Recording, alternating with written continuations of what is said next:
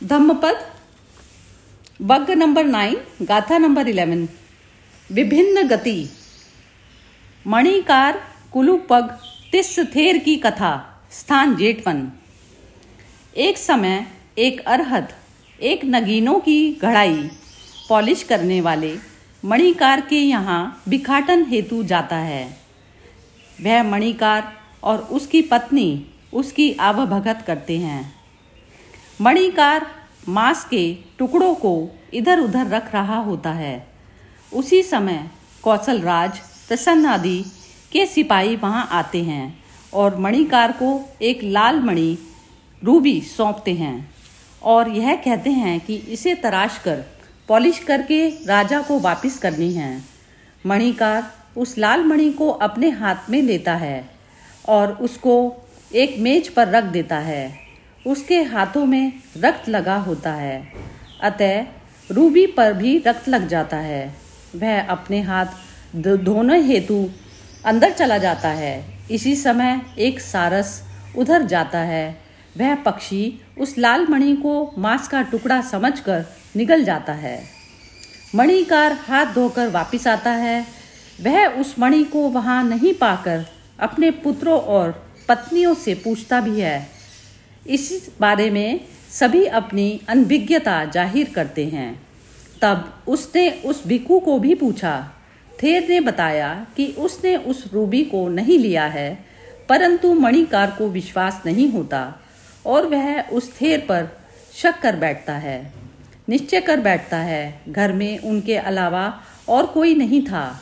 उसका विश्वास पक्का हो जाता है। वह अपनी पत्नी से कहता है कि वह इस भिक्खु को प्रताड़ित करे ताकि उससे वह मणि मिल जाए। उसकी पत्नी कहती है, यह थेर हमारे मार्गदाता हैं, गुरु हैं। पिछले 12 वर्षों से हमारे घर इनका आना जाना है। हमने इनको कभी भी ऐसा करते हुए नहीं देखा है। कृपया थेर पर इल्जाम मत लगाइए।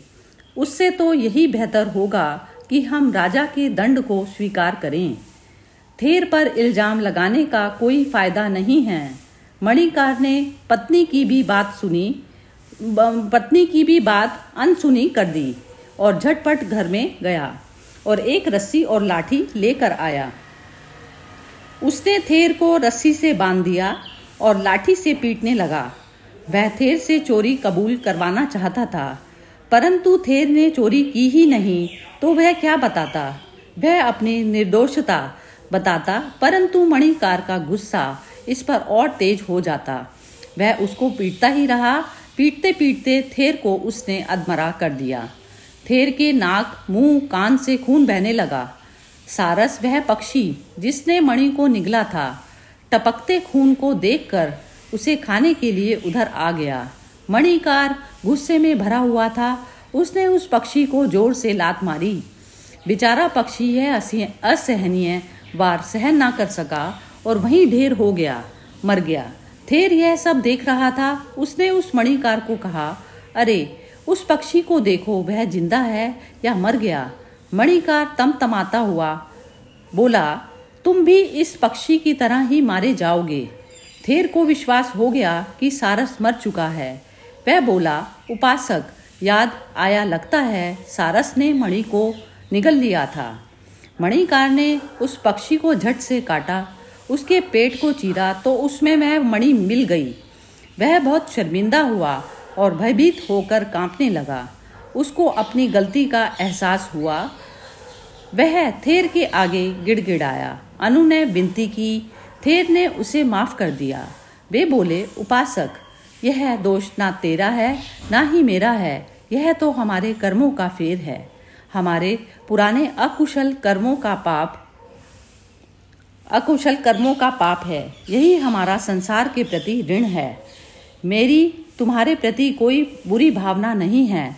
सच्चाई तो यह है कि यही हमारा संसार कि मैं एक श्रमण हूँ। मुझे किसी गृहस्थी के घर में प्रविष्ट नहीं होना चाहिए था, फिर भी मैं तुम्हारे घर में आया। आज के बाद मैं किसी के घर अंदर नहीं जाऊंगा। मैं दरवाजे पर ही खड़ा भिखाटन करूंगा। ऐसा कहते हुए अरहत का देह अवसान हो गया। मणिकार मरकर नरक में गया और उसकी स्त्री ने स्वर्ग प्राप्त किया। भगवान बुद्ध जेठवन में विहार करते थे। भिक्षुओं में जिज्ञासा थी, जानना चाहते थे इस कृत्य अकृत्य का फल।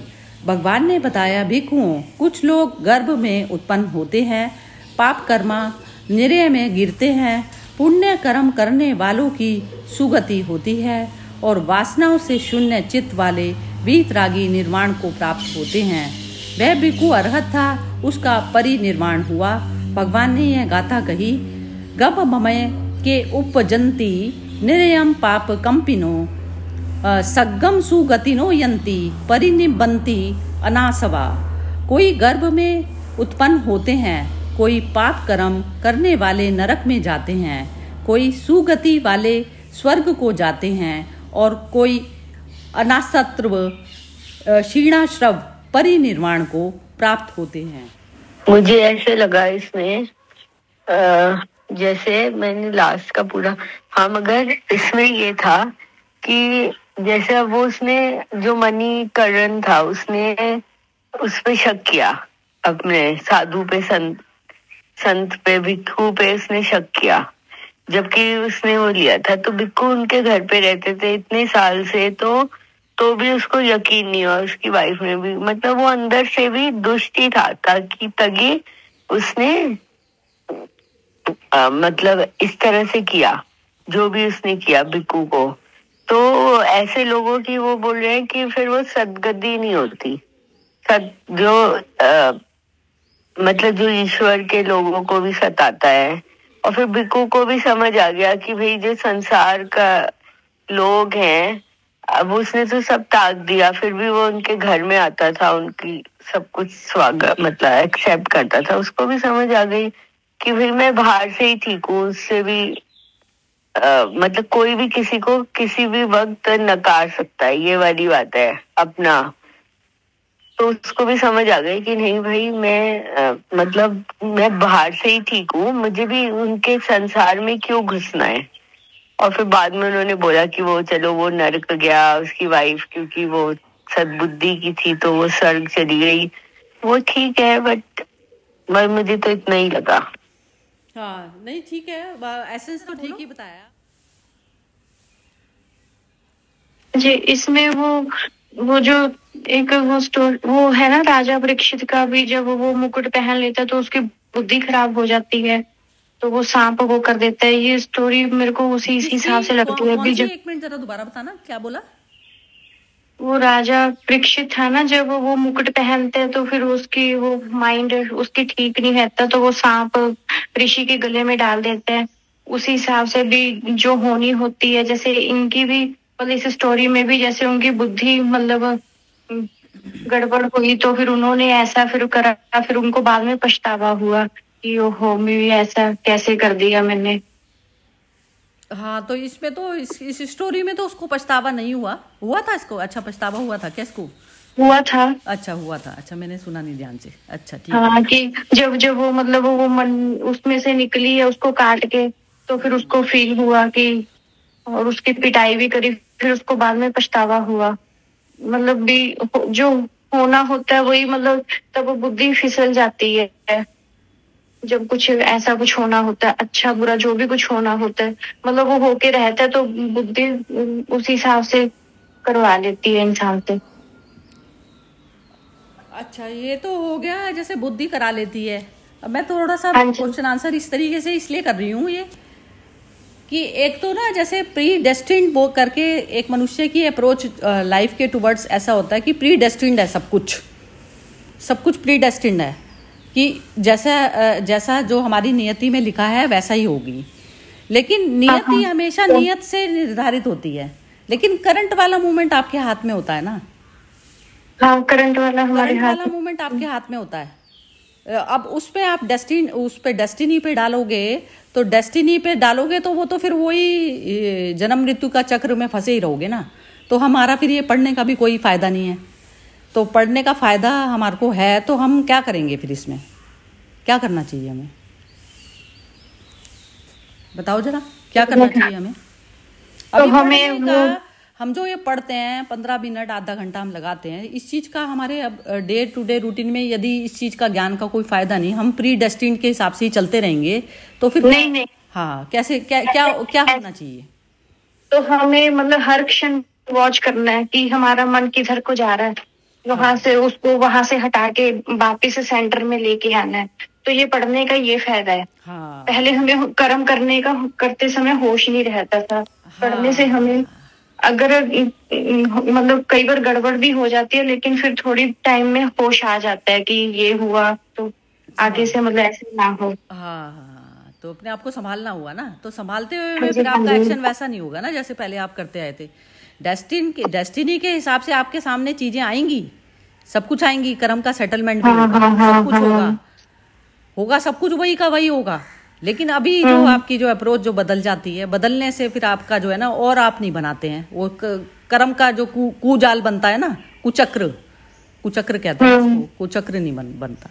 ये चीज होती है, ये होती है जागृति। बस बिल्कुल ठीक बोला तुमने, परफेक्ट बोला, बहुत ज्यादा अच्छा बोला है। यही चीज है ना, ये समझ आनी बहुत ज्यादा जरूरी है, नहीं तो हमारे कर्म ना बदलते नहीं। हाँ जी, चलिए अब हर्षा जी बोलेंगे। हर्षा जी बोलिए आप।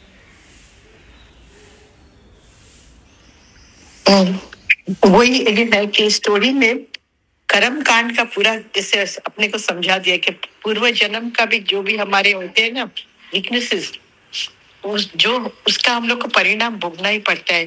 और जब तक आदमी जागृतता में नहीं रहता है, तो जैसे वो सेवादारी थे, उनको भी वो आते थे, कुछ उनकी लालसा होती थी कि वो इसके जाते थे मर्चेंट के वहां क्यों जाते थे, तो उनको जब तक लिबरेशन नहीं मिला उनका ये चक्रव्यूह चलते रहा। उसका जो था, जो मर्चेंट था, उसका भी जो था अटैचमेंट टू वेल्थ, और अपना वो जो जैसे उसकी वाइफ जो थी, वो हमको रावण का वाइफ मंदोदरी है ना, मंदोदरी याद दिलाती है। रावण की वाइफ मंदोदरी वाइस थी, वो बोलते थे सीता को वापस रिटर्न कर दो।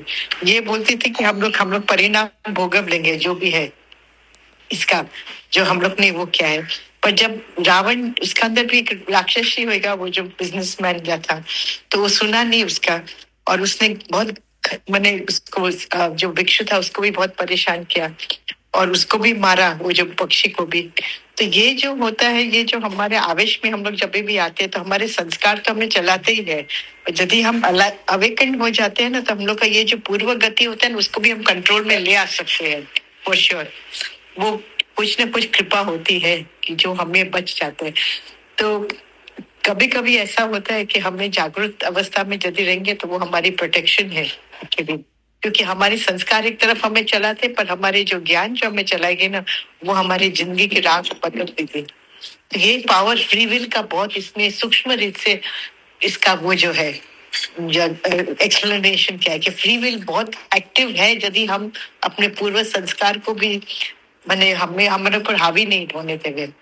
तो जो उसकी वाइफ जो है वो है फ्री विल की, मैंने वो है, she is embodiment of free will, जो सही राह बताती है कि जो भी हुआ उसका हम लोग परिणाम भोगव लेंगे। तो वो कर्म से छूट जाते, वो उसको भिक्षु को भी वो नहीं मारते, वो पक्षी भी नहीं मरता, पर यदि वो अपने वासना और हवस के अंदर आ जाते हैं ना, तो फिर वो परिणाम तो उसको भोगवना ही पड़ता है, जो भी होता है सो। तो मुझे इसमें ये समझ में आई इस स्टोरी की। बिल्कुल, ये बिल्कुल बहुत अच्छा बोला है। बस इसका बहुत ही सुंदर बोला, मतलब एक्चुअली सबने ही आज ठीक ही बोला है, बिल्कुल स्टोरी के अकॉर्डिंग। हल्की सी अब ये जो अब इसकी यदि माइन्यूट डिटेल पे जाएंगे ना, तो सबसे पहले तो आप ये समझ लीजिए कि ये जो भिक्षु जाता था ना, वो अरहत बताया है उसमें, उसको निर्वाण की गति उसने प्राप्त कर ली थी। शरीर से निर्वाण का लेना देना नहीं है कुछ भी। निर्वाण तो वो निर्वाण अवस्था में था, तो उसके लिए बाउंड्रियां खत्म हो गई सारी। ये मेरी बाउंड्री, ये तेरी बाउंड्री, ये घर के अंदर का, ये बाहर का, सब बाउंड्री, जो बाउंड्री से जो अपनी बाउंड्री से ही बियॉन्ड चला गया है, जो शरीर की बाउंड्री के अंदर ही नहीं रहती जिसकी चेतना, तो वो अरहत को प्राप्त हो गया पहले ही जीते जी। तो उसके लिए घर बाहर, भिक्षुपना, मेडिटेशन, फलाना ढिमकाना, ये सारी बाउंड्रियां सब नक्की हो चुकी उसकी, क्योंकि उसने सत्य के साथ में एकाकार कर लिया। जैसे ग्लास के अंदर का वाटर और बाहर का वाटर एक हो गया, तो अवस्था उसकी पहले से ही थी। अरहत बोला उसमें, इसमें अरहत बोला है उसको। तो उसमें जो उसका जो स्टोरी में जो ये बता रहे हैं ना कि ये जो है मेरा कर्मों का फेर है, ये सब जो चीज़ें हैं, ऐसा प्रैक्टिकल में ना तो उसकी सोच में कहीं आया होगा ना कुछ हुआ होगा, ये वाली चीज़ नहीं हुई होगी। क्योंकि वो तो पहले ही ये जो चीज़ें ना, जैसे संसार की जो चीज़ें होती हैं, जब हमारी वृत्तियां हमारे को कंट्रोल कर रही होती हैं तो वो मनुष्य को कहते हैं सोता हुआ मनुष्य है। जागृत मनुष्य, जब हम अपने अंदर की जो चीज़ है, हम पूरा डिसीजन लेकर जब हम कोई भी चीज़ को जो एक्ट करते हैं ना, ये अंदर में क्या होता है ना, हमारी सारी घृणा, द्वेष, राग शरीर भाव से उत्पन्न हुई हुई वृत्तियाँ होती हैं, शरीर भाव। तो शरीर भाव से होता है अहंकार। अब अहंकार से तो जन्म इन्हीं चीज़ों का ही होएगा, घृणा का होगा, ईर्ष्या का होगा, क्योंकि उसमें हमने बाउंड्री के अंदर में जी रहे हैं हम। अब जब हमारा बाउंड्री जब अंदर बाहर की एक हो जाती है तो अब उसमें अब ये जो नरक स्वर्ग भी बाहर की बात नहीं है। अब जैसे ये जो भिक्षु था वो तो शांति से था ही, उसकी चाहे पिटाई भी हो रही थी वो शांति से था, वो शांति धारण करी हुई थी, उसने एक भी % रिएक्ट करा ही नहीं। कोई भी चीज़ का रिएक्शन हमारा तब होता है क्योंकि वो जो अंधा है वो अंधापन भी दिख रहा था उसको, भिक्षु को। बोल तो और समझा उसी को सकता है ना, जिसके अंदर आप समझने का भी 1% बचा हुआ होता है, जिसमें जो पूरी तरह से क्रोधी हो गया तो वो क्या समझ में आएगी, उसकी चेतना ही खो गई है उस समय, चेतन वाला लेवल ही नहीं है उसका। तो चेतन वाला लेवल ही जब जिसका नहीं रह गया तो वो तो करेगा अपनी पूरी भड़ास निकालेगा ही। तो ये उसके सामने अंधे के आगे रोने वाली बात थी, तो उसके लिए बोलना बेकार था। अब वाइफ का जब समझा रही है वो, एक तरीके से वाइफ एक परमात्मा की तरह से उसको समझा रही है, तो जब उसको उसी की ही नहीं बात समझ में आ रही तो भिक्षु का एक्सप्लेनेशन उस समय देना बिल्कुल व्यर्थ था। तो उसने करने दिया उसको, वो जो चीज़ करने दी। तो उसमें भी क्या होता है ना, जैसे अब इसमें बुद्ध की स्टोरीज में तो पुराना कर्मों का लेन देन बताते हैं, लेकिन अब जैसे सडन में आप अब यदि करंट वाली चीज़ को ही माने कि करंट में आगे पीछे का भी लेना देना नहीं है, तो जितनी देर उसने उसकी पिटाई करी तो वो हेल में कौन था? जो पीटने वाला था वो था हेल में, या वो था जो बिल्कुल अंधा पड़ा और पीटने पे उतारू था, जो आग बबूला हुआ था वही था ना। नरक तो वही था ना, नरक में हुआ था। भिक्षु तो उस समय भी शांति में था, वाइफ भी शांति में थी कि उसने अपना प्रयास कर लिया, प्रयास करके वो बैठ गई शांति से। जैसे जो ज्ञान से हम कर लेते हैं ना प्रयास, रावण जैसे लोगों को समझाने का ज्ञान से कर लिया, लेकिन एक ज्ञान भी बैठ जाता है, ज्ञानी भी बैठ जाता है, वो प्रयास कर लेता है एक बार समझाने का। लेकिन जो अरहत को जो प्राप्त है वो पहले से ही शांति में ही बैठा होता है, उसकी शांति बाहर के एक्शन से कहीं उसकी खत्म होती ही नहीं। तो ये, और जो पाप पुण्य की जो भगवान परिभाषा बार बार बताते हैं, तो पाप पुण्य वही चीज़ है कि जिसकी हल्की सी जागृति देने वाले के उसमें रहती कि नहीं मुझे कुछ देना चाहिए, तो देने वाला है लेकिन शरीर भाव में भी दे रहा है वो, तो देना भी अच्छा है, तो वो चीज़ तुम्हारे को रिवर्ट बैक होकर आ जाएगी। जो आप कह रहे हैं कि मैं किसी से कुछ ले लूं मैं अमीर हो जाऊंगा, तो ये वाले पाप कर्म टाइप के से हो जाते हैं कि जिसमें आपका दूसरे का है, दूसरे से कोई चीज़ मिल जाएगी, कुछ ले लूंगा मैं ज़्यादा वो हो जाऊंगा।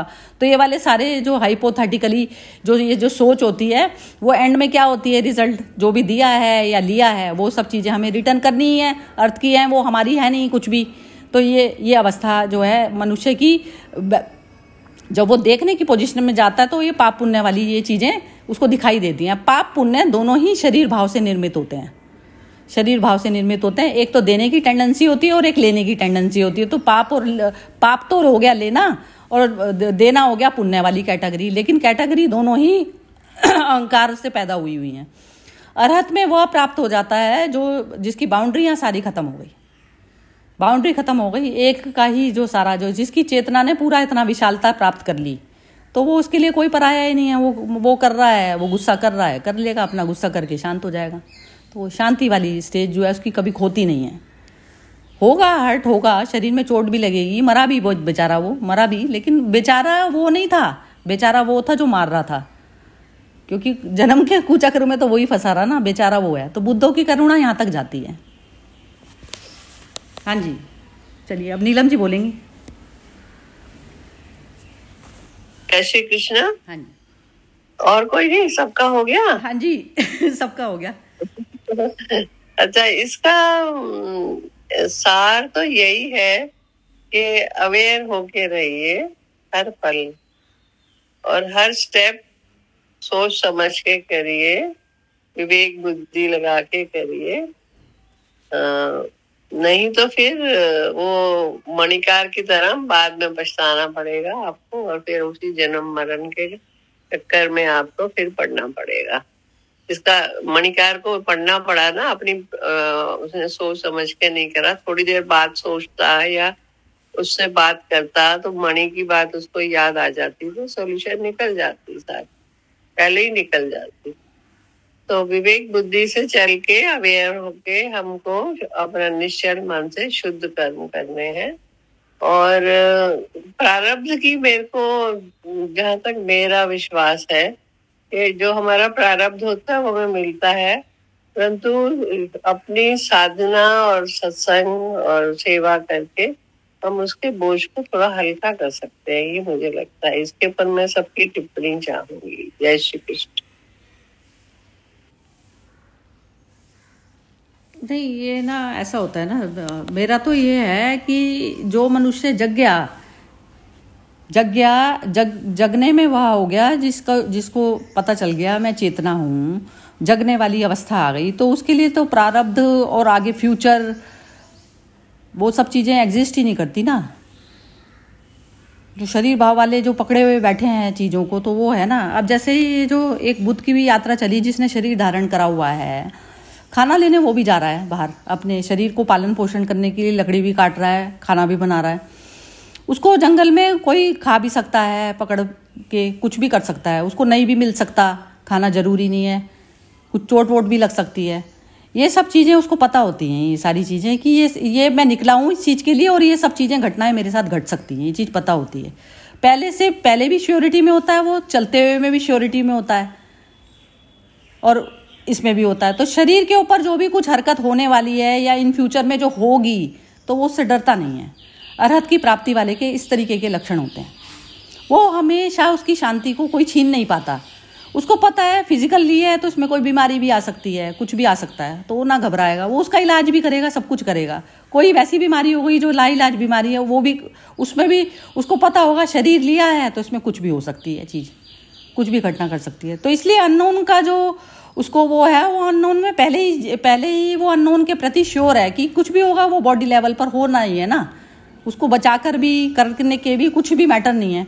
तो उसके अंदर की जो आवेग वाली जो वृत्तियां जो आती है ना, वृत्ति हमारी तब रोल प्ले करती है हमसे पहले हमारी वृत्ति तब रोल प्ले कर जाती है जब हम इनसिक्योरिटी में जीते हैं।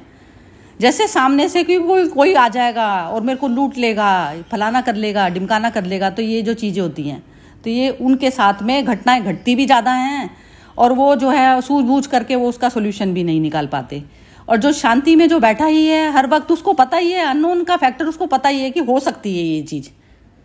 शरीर है ना, शरीर का तो नेचर ही यही है ना, स्वभाव ही यही है। वृक्ष बनेगा, उठेगा, पत्ते भी झड़ेंगे उसके, सब कुछ होगा, बुढ़ापा आएगा, जवानी होएगी, जवानी में काम वासनाएं भी उत्पन्न होंगी, वो काम वासनाओं को भी पूरी तरह से कर लेता है, कुछ मैटर नहीं होता, कर लेता है वो, तो वो उसमें भी कोई वो नहीं होता, निर्भय हो जाता है वो।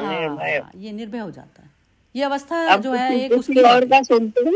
हाँ सरिता जी, किसी और को बोलने दीजिए, और कोई सबके ठीक है। ये हर्षा जी और मोना ही है। हाँ जी बोलिए। अनामिका जी गई?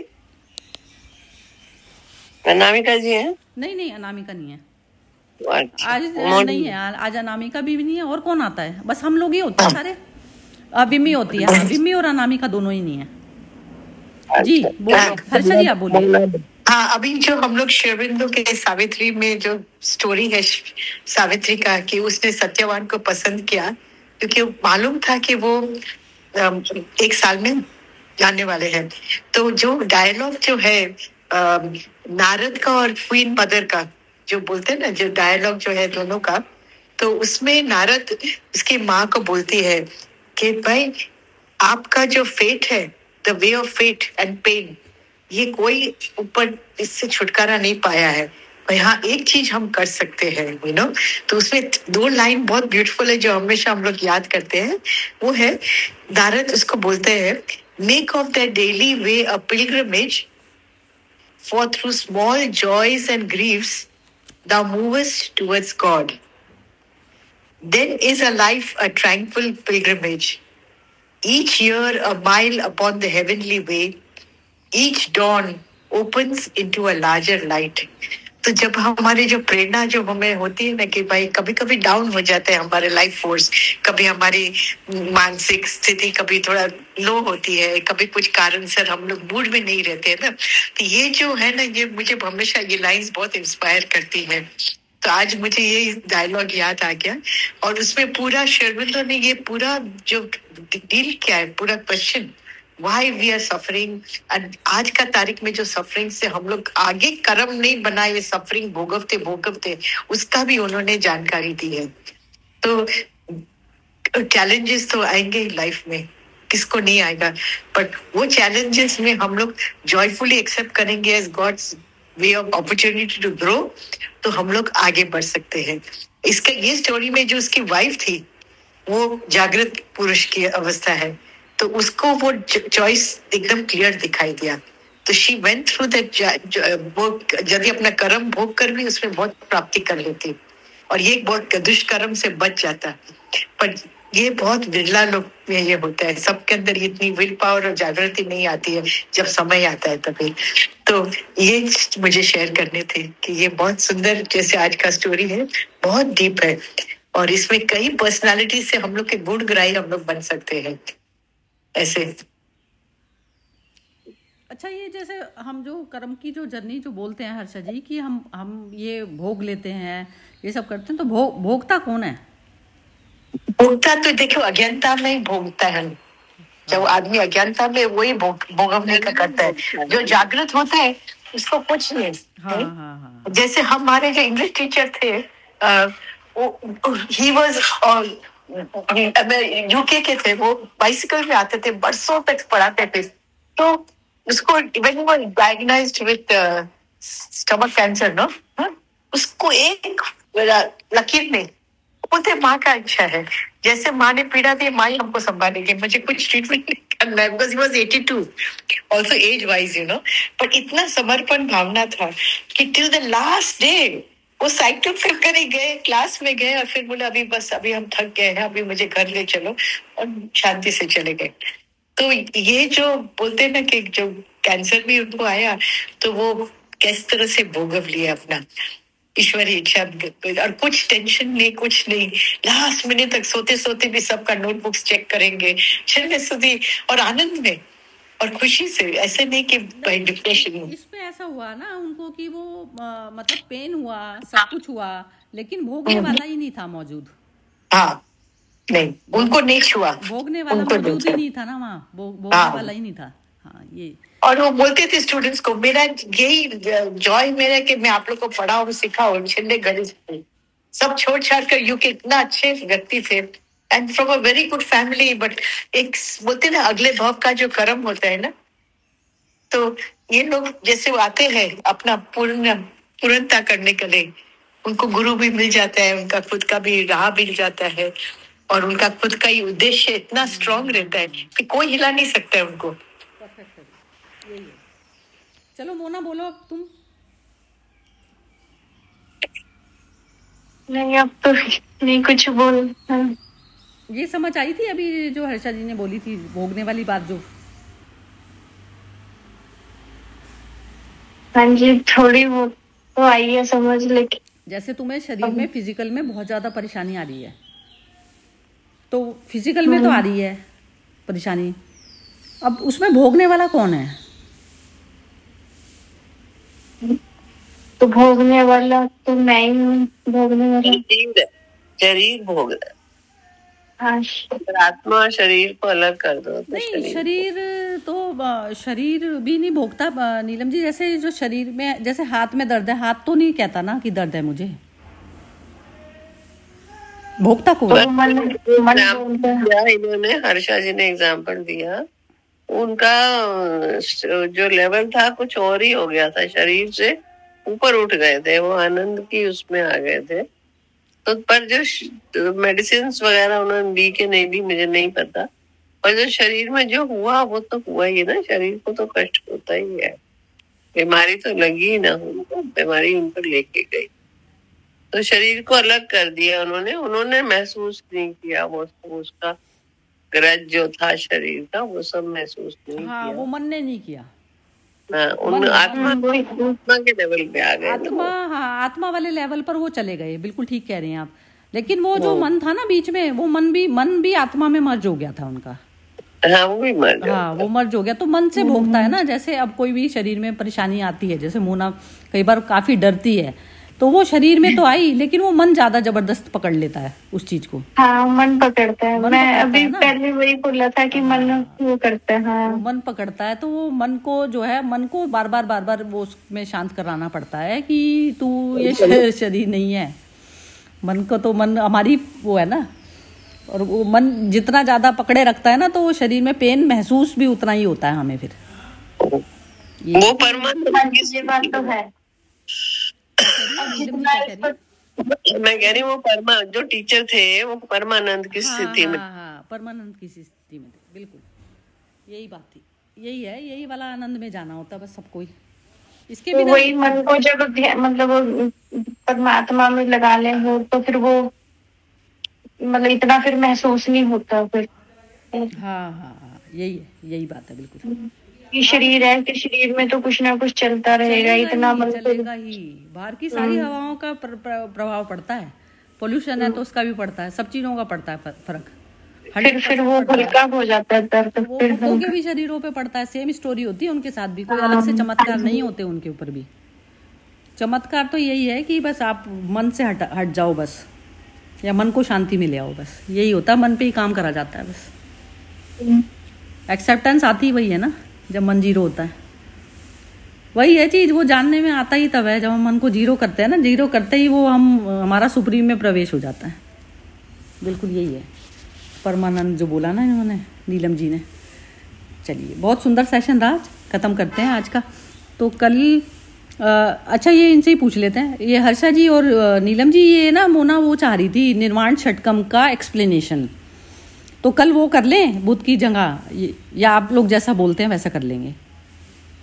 जो मोना बोलती सब तो एक ही है। अच्छा, सब हाँ, क्या है, सब तो सत्य के मार्ग का है है ना, नो डिफरेंस। मोना का मन था कि निर्वाण षटकम का जो है ना, मनोबुद्धि अहंकार है ना। हाँ, वही था। हाँ, आप क्या कहती हैं? मनोबुद्धि अहंकार। नीलम जी की क्या है, क्या ओपिनियन है नीलम जी आपका? अरे म्यूट है आपका, नीलम जी म्यूट है। चलो ये तो कहीं वैसे हो गई शायद। करेंगे, कल करेंगे ना। चलो ठीक है, फिर कल करते हैं। ये निर्वाण षटकम मैं उस पर भेज देती हूँ, ग्रुप में भेज दूंगी इसके 6 श्लोक निर्वाण षटकम। जरूर। ठीक है, ओके जी। यस, चलो, जय श्री कृष्ण।